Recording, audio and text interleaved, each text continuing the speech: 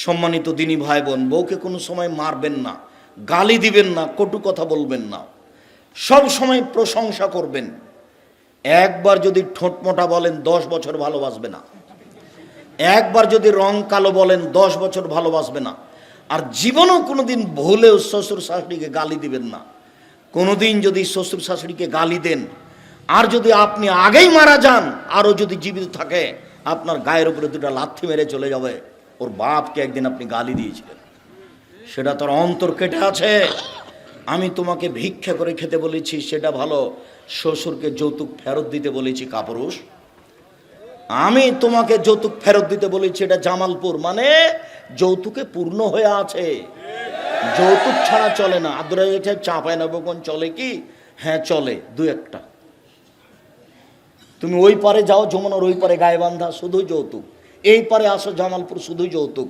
ভিক্ষা করে টাকা দিয়ে চাউল কিনে ভাত খেয়ে বাদাত কবুল হবে, যৌতুকের টাকা দিয়ে চাউল কিনে ভাত খেয়ে বাদাত কবুল হবে না, যৌতুক হারাম।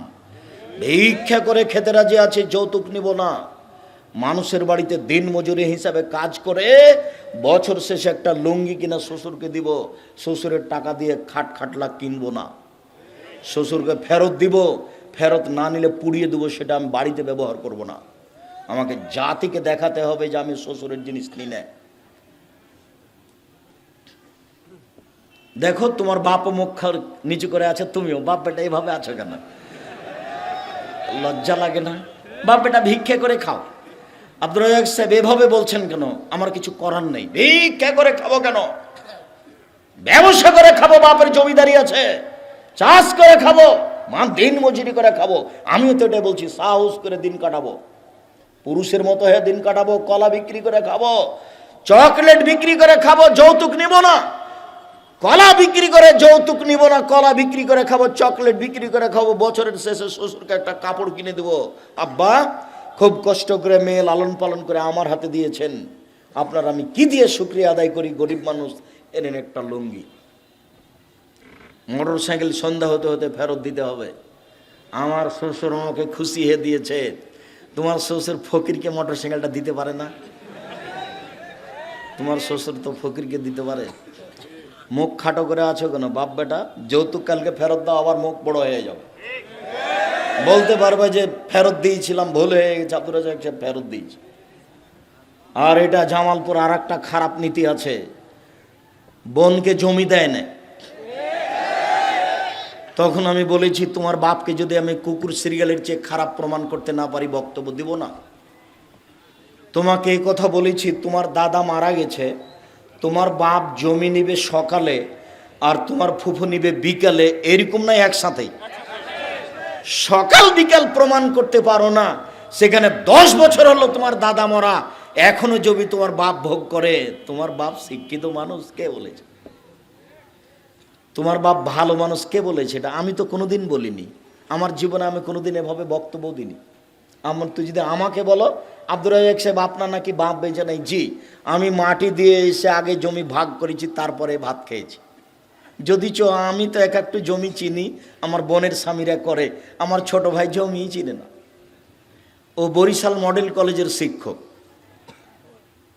ও জমি সব দেখেনি। তা আমরা তো বেঁচে আছি, আমাদের তো দিন কাটে। মন মানুষের তো একটু বড় করেন। ও তো আপনার বোন, ও তো আপনার বাপের মেয়ে। আপনার এই জমির উপরে আপনার এভাবে লোভ হলো কেন? এটা তো হারাম। আপনার ইমানি কাজ করবে, বোনেরাকে ডেকে বলতে হবে, বোন আপনারা বলো তোমরা কোনটা নিবে। এতটুক বোনেদের বলা উচিত যে ভাই এটা বাপের ভিটে, আমরা তো শ্বশুর বাড়ি চলে গেছি, ভিটা বাদ দিয়ে তুমি জমি ভাগ করো, যেভাবে করো করো। তুমি যদি মনে করো যে ভিটাটার সব বাবদ আমাদেরকে আবাদি জমি 1 কাঠা বেশি দিয়ে দিবা, তো সেটা দিতে পারো। ভিটে নিয়ে আমরা পিড়াপিড়ি করতে চাই না, কেন না আমরা এই ভিটাতে এসে বসবাস করবো না। আল্লাহ আমাদের দিয়েছে, স্বামী দিয়েছে, আমরা করি খাই থাকি। এটা বোন বলতে পারে, শতবার বলতে পারে, বলাই ভালো। কিন্তু জমি ভাগ হতে দেরি হলো কেন? তা হবে কেন? আগামীকাল সন্ধ্যা হতে হতে, ফজর হতে হতে, সন্ধ্যা হতে হতে জমি ভাগ হয়ে যায়। সম্মানিত দিনী ভাই বোন, শেষের দিকে এসে বলছি,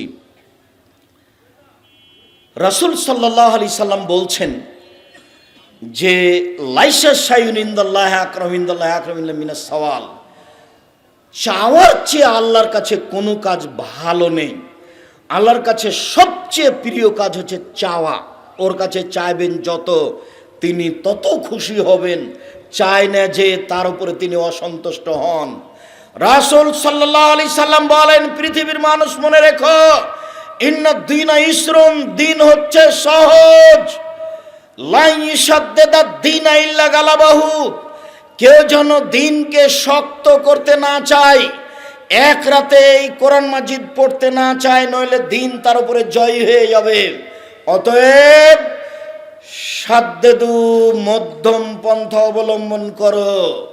দুই, কারেবু, পরিমিত ভাবে ইবাদত করো।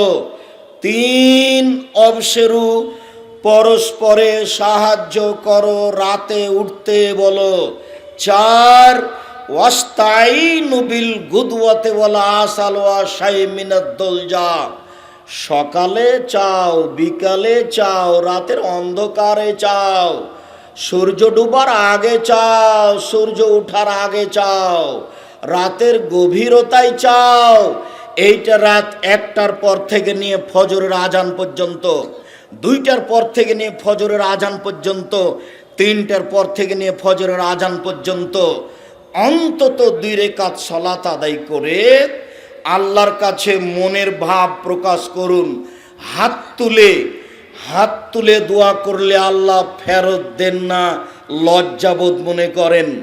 আরেকটা দোয়া পড়ে যদি দোয়া করেন, তার নাম ইসমে আজম। এ দোয়া, আল্লাহুম্মা ইন্নী আসআলুকা বিআন্নাকা আনতাল্লাহ লা ইলাহা ইল্লা আনতাল আহাদুস সামাদুল্লাযী লাম ইয়ালিদ ওয়া লাম ইউলাদ ওয়া লাম ইয়াকুল লাহু কুফুয়ান আহাদ। দুয়ার বইয়ে দেওয়া আছে, এর নাম ইসমে আজম। ইসমে আজম আগে পড়বেন, তারপরে দুরুদ পড়বেন, তারপরে নিজেরটা বলবেন যে আমার একটা গাড়ির ব্যবস্থা করে দাও, বা বলবেন আমার ছেলেটাকে মানুষ করে দাও, বা আমার একটা বাড়ির ব্যবস্থা করে দাও। যেইটা প্রয়োজন সেটা আপনি বলবেন। এটা হলো বলার পদ্ধতি। আবার একটু এক মুখে, এই ছেলে, আমি দোয়া পড়ি, তারপরে উঠো। আর তো আমার জরুরি আর একটা কথা আছে। আপনার এই মাসিক আল ইতিসাম পত্রিকা, অন্যান্য বই তো আছেই। যেই প্রোগ্রাম 13-14 জানুয়ারি আপনাদের বড় প্রতিষ্ঠানে করতে চেয়েছিলাম, সেটা স্থগিত করা হয়েছিল, সেটা তো জানেন।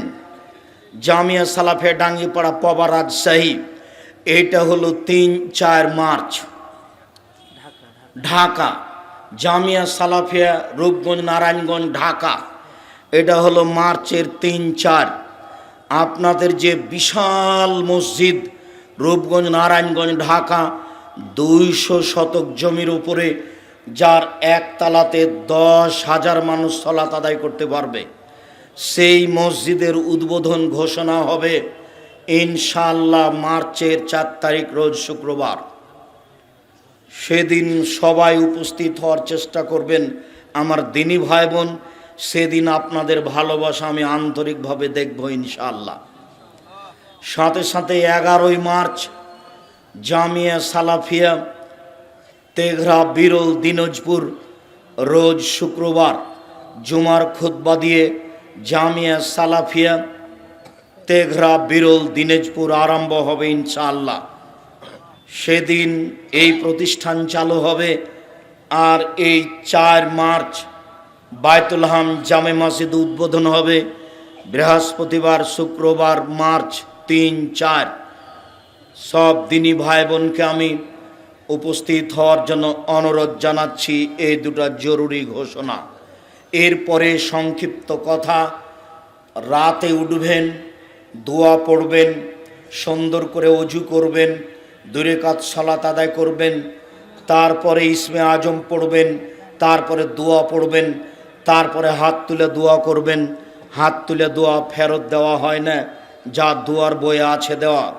আমার দিনী ভাই বোনকে আমাদের এই সংক্ষিপ্ত বলা কথাগুলি মেনে চলার অনুরোধ জানিয়ে আব্দুর রহমান বিন আব্দুর রাজ্জাকের এই গুরুত্বপূর্ণ আজকের বক্তব্য স্মরণ রাখার অনুরোধ জানিয়ে, স্টেজে সব বইগুলি আছে, বিশেষভাবে আব্দুল্লাহর বই